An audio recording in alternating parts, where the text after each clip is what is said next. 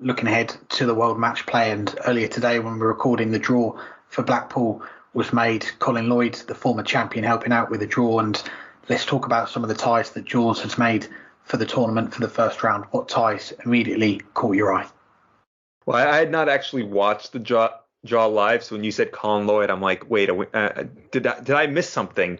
But I'm glad I listened to the rest of the question there. Been quite some time since Colin Lloyd last was in the World Matchplay. Of course, former champion with a 170 finish to win it, quite a whiles ago. But yeah, I mean, what a field we have. If you look at the rankings, 30 of the top 31 players in the world have qualified. Callan Ritt's the only top 31 player who hasn't. The only two from outside include our guest, Mike DeDecker, as well as some guy named Steve Beaton. I don't know if I know he wasn't in it last year. I don't know if this is his debut as well or not. But a pretty good field. I was talking with you offline about it, and I was like, I could have picked 14 ties out from here. I mean, there's two that clearly stand out, but there's a dozen other ones that are really good, and the two that are probably the weakest are probably the ones that are going to end up being the best and are going to go to a tiebreaker out of nowhere. So it's always such a great tournament. But I'm going to pick three.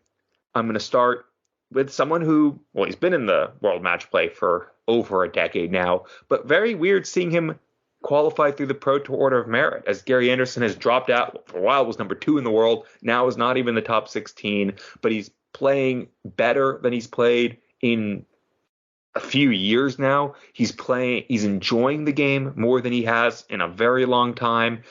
He seems to be dedicated to rising back up the rankings. And, well, that only makes him more dangerous than he already would have been, which is pretty darn dangerous. And he's going against someone who earlier in the show I mentioned has only won 2 Euro Tour titles this year, who only looks to be right there in that same conversation with Luke Humphreys and Dirk van Dijvenbode for that next first-time major winner in Dave Chisnell. I think that's a really tough first-round match for both of them, because both of them are playing the best starts they've had in a few years. Both of them are going to be coming in thinking that this could be their week. Yes, Gary's won it before, but it's been so long now that this would be, in many ways, like a first major for him, because it's been 4 years since he's won one. Dave Chisnell obviously has still not won a televised title, despite being on the brink for over a decade. But 2 other matches I'll mention. Damon Hedda, yes, he's won the World Cup, but he's not won a singles major yet. And Josh Rock, another one of those players in that conversation for next first-time major winner. I think that match speaks for itself. Damon Hedda, he's playing as well as he's ever played, and that's pretty good to begin with. He won his first title of the year just a couple weeks ago in a Players' Championship event, but he's been close in many events. Brilliant on the Euro Tour, but also brilliant everywhere. Damon Hedda is a future major champion as well, I think. Very well could be a future world champion, because I don't know where his peak game is. I know he's still getting there, but Josh Rock's a future everything. Josh Rock could be a future world number 1, and that future might not be that far off.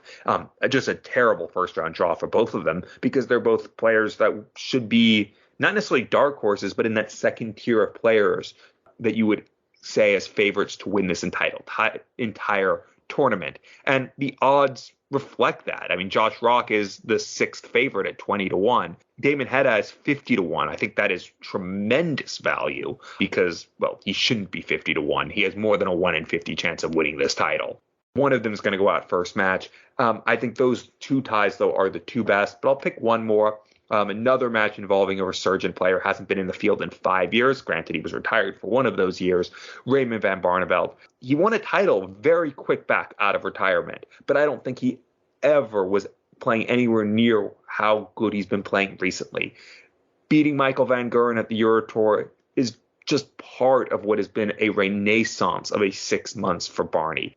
I'm not going to say Barney's anywhere near where he was when he was world number 1, when he was world champion, when he was every bit as good as Phil Taylor, but he's as good, if not better, than he's been in 7, 8, 9 years. This is a Barney that I don't think can win this title, but the fact that he's playing confident, he's playing having fun, that he believes in himself, all of that combined makes him a lot more dangerous than he might otherwise appear. And Ryan Searle, there's been some inconsistencies in his game, but I think he's starting to get back on track. I think this could be a really entertaining match. I think he can go the entire way, and I think both of them could play at a really high standard. That's a match I'm looking forward to.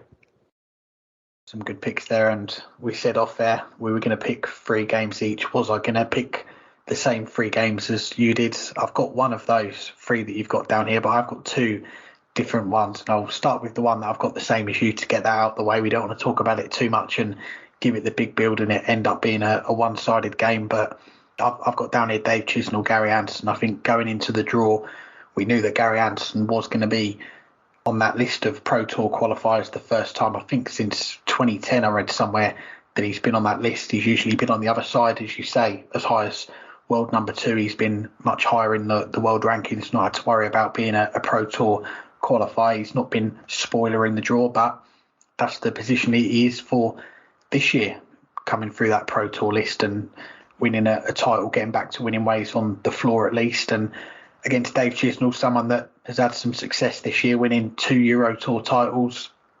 He's been playing some excellent stuff, and we speak about it all the time. Is this going to be the time for him to win that first major title? Well, not much tougher draws you can get for the first round on the way to doing that. But if he can get past Gary Anderson, the 2 of them, they've had some epic battles in the past. They've played in world championships. They've played, I think the most memorable one is the Premier League semi-finals back in, I want to say 2015 time, 2016, something like that. So they've been playing each other for a long time.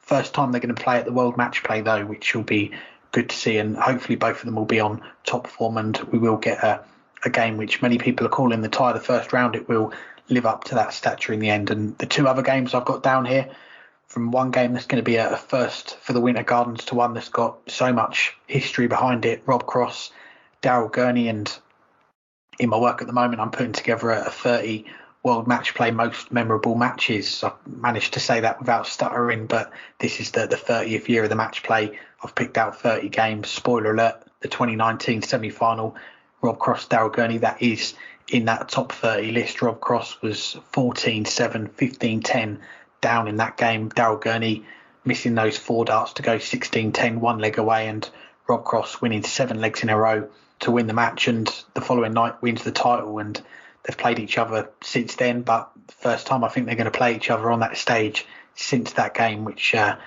carries quite a bit of history behind it. So I'm looking forward to that one. And my last one I'm going to go for, not sure what the standard's going to be like for this one. I think we'll see more high quality games, but the one that I'm really intrigued about is Peter Wright against Andrew Gilden. It is an East Anglian derby. You've got Peter Wright defending that prize money from 2 years ago, and how well he played 2 years ago to win this title. We were calling it Phil Taylor-esque, which is one of the highest compliments you can get in darts. That is how well he played that week. Well, he's going to have to find some of that form in a few weeks' time in Blackpool if he's going to defend a large chunk of that money. And a tough draw. The last major winner, Andrew Gilden, in terms of singles majors, I should say. But Andrew Gilden, for many people, it'll be the first time they've seen him play since Minehead. If you don't watch the Euro Tour or the Players' Championship events, first time you'll get to see Andrew Gilden. And who knows if he could make it back-to-back majors after winning that UK Open. He's going to be full of confidence, I think, still from winning that title. And Peter Wright, not in the best of form, but he's going to need to find that form. I think for me, that is one of the most intriguing ties in that first round.